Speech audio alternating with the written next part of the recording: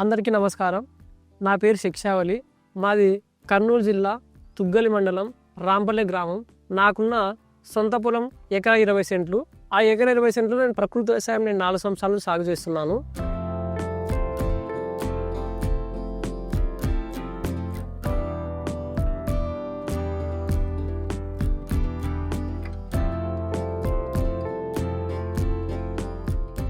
ప్రకృతి వ్యవసాయం చేయడంలో 9 సూత్రాల్లో మొదటి సూత్రమైనటువంటి 360 రోజులు పంటను కప్పి ఉంచడంలో నా పొలాన్ని మొదటగా పిఎం డేస్ నుంచి ప్రారంభిస్తాను. పిఎం డేస్ తర్వాత ఏ గ్రేడ్ మోడల్కి వెళ్తాను.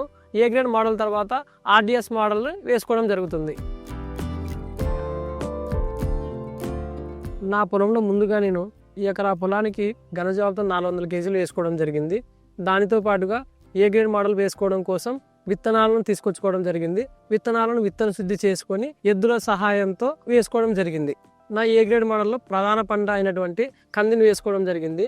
అసోసియేట్ క్రాప్స్ 4 పంటలు వేసుకున్నాను.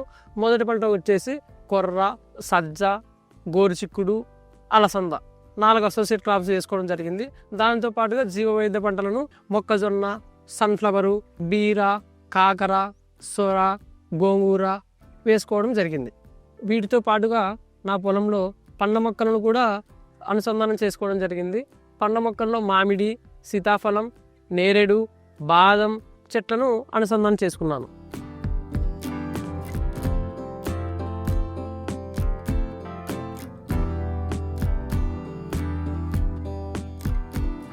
నా పొలంలో నేను పాటించిన పద్ధతులు ముందుగా 15 రోజులకు ఒకసారి ద్రవజాంతాన్ని కొట్టడం జరిగింది.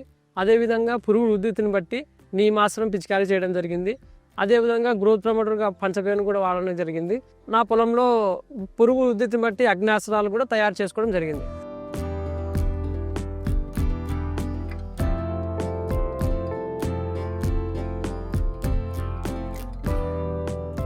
నా ప్రధాన పంట కంది పంట 6 నెలల సమయం పడుతుంది నాకు లాభం చేకూరడానికి. అది వచ్చే లోపలే దాని కొద్ది ముందు వేసినటువంటి అసోసియేట్ క్రాప్స్ గోరుచిక్కుడు నుంచి, ఆకుకూరల నుంచి, గోంగూర నుంచి, మిగతా పంటల నుంచి నేను ఆదాయం పొందడం జరుగుతుంది. ఆ ఆదాయం పొందిన డబ్బులను నేను కూలీలకు ఇచ్చుకోవడం జరుగుతుంది. అందువల్ల నాకు ప్రకృతి వ్యవసాయం చేయడం వల్ల కొద్దిగా లాభాలు కల్పిస్తున్నాయి.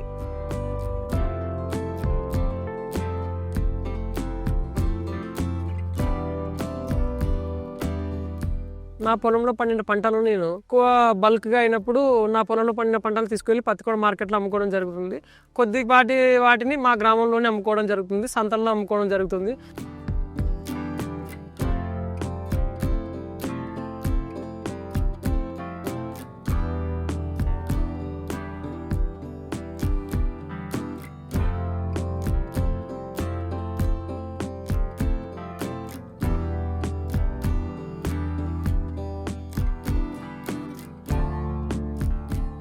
అదేవిధంగా ప్రకృతి వ్యవసాయం స్టాళ్ళు సోమాను పెట్టడం జరుగుతుంది. ఆ స్టాల్ కూడా తీసుకొని వెళ్ళి అమ్ముకుంటున్నాను.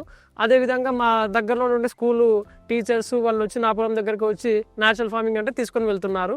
అందువల్ల నాకు ఆర్థికంగా లాభం చేకూరుతుంది. నా పొలంలో పండించిన పంటలు నా ఇంటి అవసరాల కోసం వాడుకుంటున్నాను. అదేవిధంగా నా ఇంటి ఇరుపొరుగు వాళ్ళకు కూడా అమ్మకాలు చేసుకుంటున్నాను. వాళ్ళ అమ్మకాలు చేసిన వాళ్ళతో కూడా ఫీడ్బ్యాక్ తీసుకున్నాను. నా పొలంలో పండించిన పంటలు నాణ్యతగా ఉన్నాయి, పోషకాలు కూడా ఎక్కువ ఉన్నాయి, వాటిలో చెప్పడం జరుగుతుంది. అదేవిధంగా నా పొలంలో పండించిన పంటలు మా ఇంట్లో అందరం తింటున్నాము కాబట్టి మా ఆరోగ్య పరిస్థితులను వాళ్ళు చూస్తున్నారు. ఆరోగ్యం కూడా అందరూ హెల్తీగానే ఉన్నాము. అందువల్ల ప్రకృతి వ్యవసాయంలో పండించిన పంటలు అధికంగా దిగుబడి వస్తున్నాయని నాకు తెలుస్తుంది.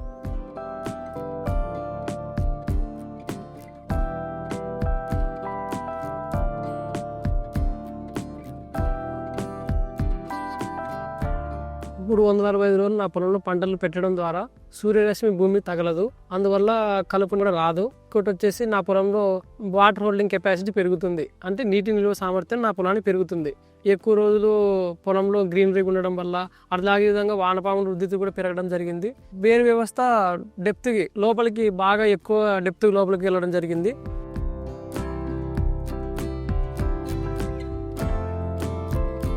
నేల కూడా గుల్ల బారడం జరిగింది.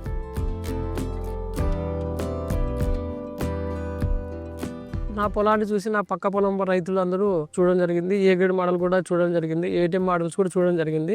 చూసి నా పొలంలో ఏం జరుగుతుందో గమనించారు. గమనించి వాళ్ళ పొలంలో కూడా పిఎండిఎస్ నేను వేయించడం జరిగింది. అలాగే విధంగా ఏటీఎం మోడల్స్ కూడా నేను వాళ్ళతో వేయించాను. వాళ్ళు కూడా అధిక లాభాలను తీసుకుంటున్నారు. పోషక విలువలు భూమిలో పెరగాలని వాళ్ళు ప్రయత్నం చేస్తున్నారు. అదేవిధంగా ద్రవజీవామృతములు, ఘనజీవామృతములు నేను వాళ్ళతో తయారు చేయడం జరిగింది.